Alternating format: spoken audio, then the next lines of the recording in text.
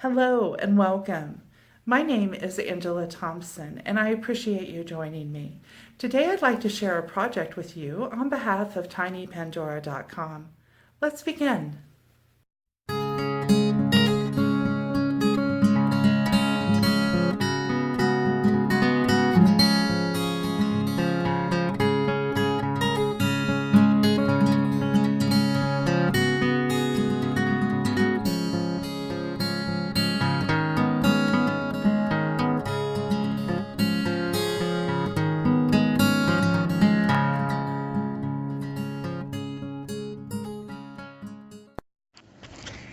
Take your chosen cutter or freehand your shape and cut that out of your veneer. Next, you're going to use the heart-shaped cutter, center it appropriately, and press all the way through. Using your oval cutters, lightly press into the clay so that you can make sure your toes are aligned properly.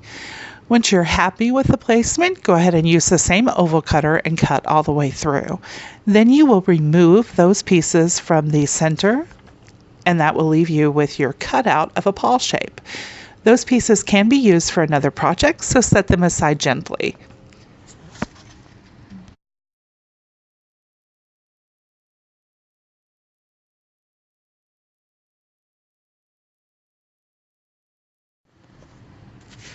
Use your blade and remove your veneer carefully from your work surface. Then using a rubber-tipped tool or some other type of tool that you like, clean up the areas within the heart and the paw toes.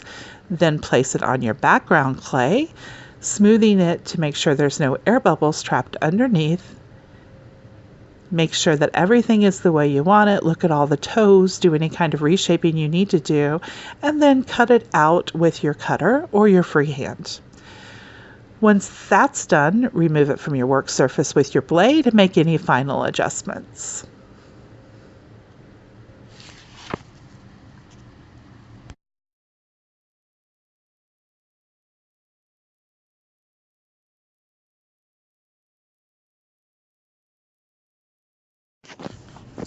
Next, we're going to prepare the filling for the inside of our cutouts. Start with some Sculpey liquid clear clay and then add inclusions of your choice. I'm using Christy Friesen's Reflections and some additions from my Tiny Pandora Tiny Treasures kit.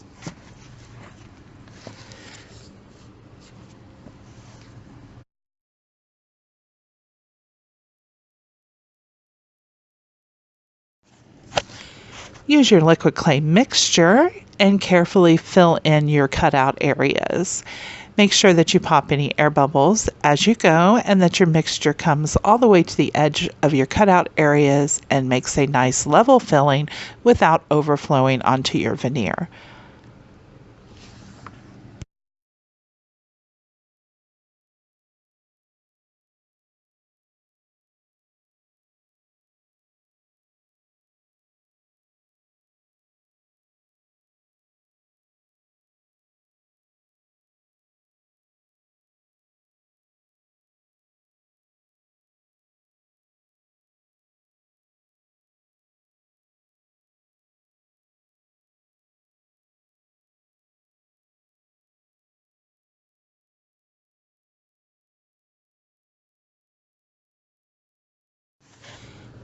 Make any final adjustments that you need to ensure that your piece is level.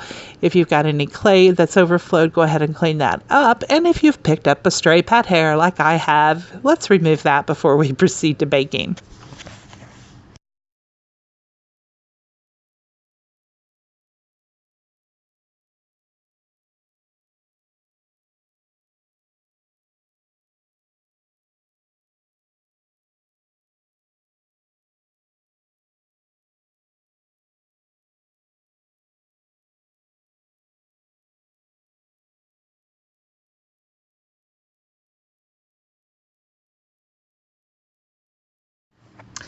After baking, take a careful look at your piece and make any sanding or finishing adjustments that you need to at this time.